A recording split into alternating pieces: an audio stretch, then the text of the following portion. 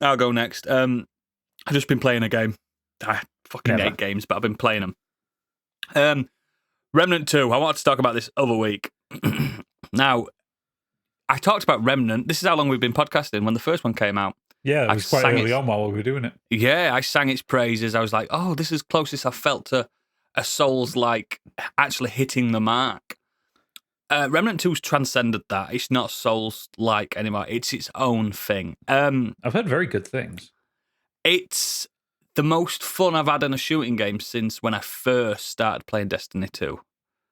It's got that vibe. You know, when you're playing Destiny 2 the first time with the Red War and everything, and you've got the farm and all the good times. Remember the good times? The good Destiny 2. Yeah, and Destiny 2's, and I'll still say it to this day, probably the best feeling shooter game you can fucking play. It feels amazing to play. You can't argue with the gunplay on Destiny 2. Now, Remnant 2 feels just as good as that, in my opinion. It's a third person, so it's a different perspective. And basically what it is, it's a sequel to the first one. You don't need to have played the first one at all. It helps, but you don't. Even the first one's not even technically the first one. It's the second one, but let's not get into that. But yeah, it's set in a post-apocalyptic world. You and your friend are looking for this Ward 13, this safe haven, and it turns out, guess what? You're the chosen one. No. Oh, no. And you have to go through a couple of different worlds. These worlds are generated. What do they call it? When it's procedurally generated. However, it does not fucking feel like it. It does not feel like it at all. This is the best procedural generation I've ever played in any game. Now, I've beaten this game 3 times now since I first started playing it. It's been a slow week for you. Every single, yeah, it fucking has, mate. I also beat Red Dead Redemption 2 in between as well. So every time I've played this game, every world I've been in, it's been completely different. Not just corridors, not just enemies, story. The story has been completely fucking different. I do not know how they have done this. I don't know how they've done it. It's magic. Like, the first time I went through the world, there was this threat of this, like, scary, like, dog thing, like, from Neverending Story, gonna threaten to kill this jungle world. Second time I went through, didn't exist, this dog thing. I had to do this thing for a queen, and she told me I had to go kill a god. And this was all in the same biome.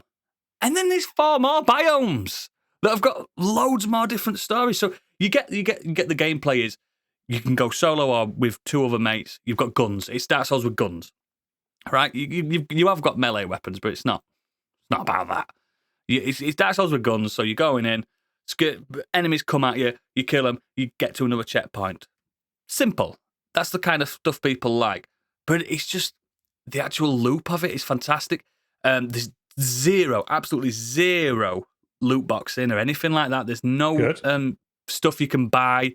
There's no skins. There's a premium edition that gets you something extra earlier, but nothing major. Right. And it's got archetypes. You can be a different class. I think there's like 5 classes from the start, but then there's like loads of different like super classes. Then you can prestige and have 2 classes in one and start min-maxing. And it's just absolutely fucking incredible. And the bosses on this gadget, the bosses are like, they're up there with some of Bloodborne's best bosses, which I still think is From Software's best boss work they've ever done. Okay, you have my curiosity, now you have my attention. I thought I would have. I've literally just added it to my wish list on Steam, actually.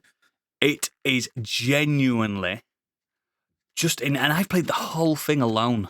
So it's doable. Yeah. I know I play sometimes like a fucking machine. But it's doable. It's got the thing that most people don't like. Most people like, the checkpointing. They're outside the boss gate. Oh, perfect. Bravo, lads. Because it wasn't like that in From the Ashes. And From the Ashes, it wasn't like that. You had to start the level again. I approached Remnant 2 cautiously because I played From the Ashes, and I played about half of it, and I kind of bounced off it. Not because it was a bad game, but there was a lot of that kind of double A. It didn't respect your time as much, did it? It didn't respect your time. There's that double A jank to it, and not the fun kind of jank where shit breaks. The kind of just where, like, you know, it takes away the immersion of it, like character models don't work properly and the world seems a bit flat at times. And I enjoyed some of the time I had with it, but just ended up bouncing off it. But this, I mean, I've seen a lot of the discourse about Remnant 2, and it sounds fucking awesome. It feels like a AAA game. Oh, and it is Gunfire Games. They're a AA studio, but they're using that Unreal 5, that new thing. And everything looks stunning. It looks fucking stunning. And again, I've never seen two of the same place, and I've beat it 3 times. Nice. I don't know how they do. I don't know the magic behind it. I genuinely don't. And some of the bosses are not just bullet sponges. Some are like puzzle bosses, and I love a good puzzle boss. Nice. Fucking love that. It's just really good, and I would love to play it with some of you guys. I'd go through it again from scratch, and I'd do it. But if you are wanting to play it on your own, guess what, Candy? you pick a class called the Handler, and you get a dog. Oh, what? I'm in. And he heals you, he resurrects you, he distracts baddies for you so you can heal.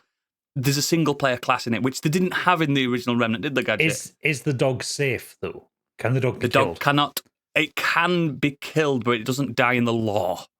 Does it get knocked out? It gets knocked out like a Pokemon. Okay. It's a safe dog. The dog is safe. But yeah, there was no single-player class in the first game. The first game was very much geared around being multiplayer. So you can play it on your own, but don't. Yeah, when I was playing it solo, I think I was hitting up on some bosses as well. It just made it less fun.